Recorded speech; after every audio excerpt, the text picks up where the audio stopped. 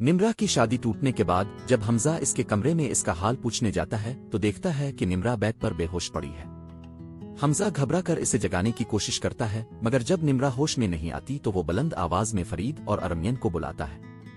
तीनों फौरन निम्रा को उठाकर अस्पताल ले जाते हैं। डॉक्टर्स फौरी चेकअप शुरू करते हैं, जबकि हमजा और घर वाले सख्त परेशानी में मुब्तला होते हैं। कुछ देर बाद डॉक्टर हमजा के पास आकर संजीदा लहजे में कहते हैं, निम्रा पर गहरा ज़हनी सदमा पड़ा है। ये सब उसके शौहर ड्यूम की वजह से हुआ है। ये सुनते ही हमजा गुस्से से फट पड़ता है।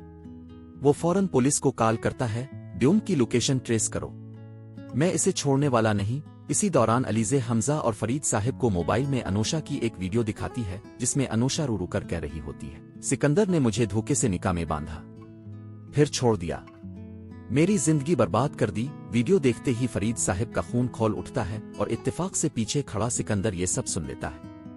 फरीद साहिब आगे बढ़कर सिकंदर को जोरदार थप्पड़ मारते हैं और गुस्से में कहते हैं, जिस तरह तूने दूसरों की बेटियों की जिंदगियां तबाह की, आज अपनी बहन की हालत देख।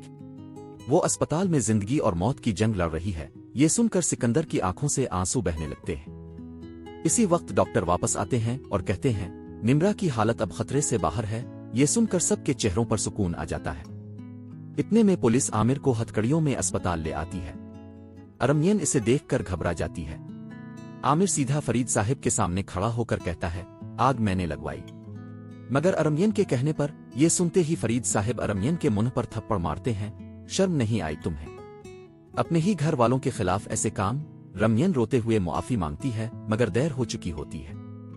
फरीद साहिब पुलिस को हुक्म देते हैं और पुलिस अरमियन को गिरफ्तार करके ले जाती है। इसी दौरान डॉक्टर आकर बताते हैं, निम्रा को होश आ गया है। सब लोग फौरन निम्रा के कमरे में पहुंचते हैं।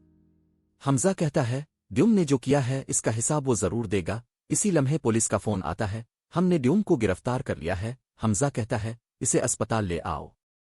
पुलिस ड्यूम को लाती है। निम्रा इसे